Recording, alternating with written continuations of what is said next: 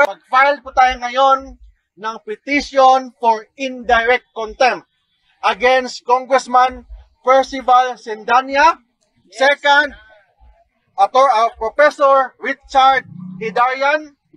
At yung best friend, I repeat, yung best friend ni Atty. Topacio, si Secretary Larry Gadon. Larry Gadon! Aso! Larry Gadon! Aso! Sila nagsabi nun ha, hindi ako. Okay. Ang gawin po natin, for example, kay Percival Sindania, sinabihan niya Supreme Court na Supreme Cuddler ng mga corrupt ng mga opisyales. Second, itong si Richard Hidarian, nag-post sa Facebook and sa Twitter niya na lahat daw ng mga justices ng Supreme Court appointee ng mga Duterte, therefore hindi independent ang Supreme Court.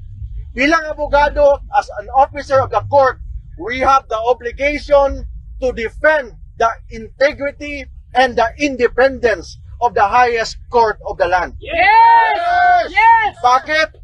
Kasi kung wala ng credibility ang Supreme Court, wala ng matirang hustisya sa Pilipinas.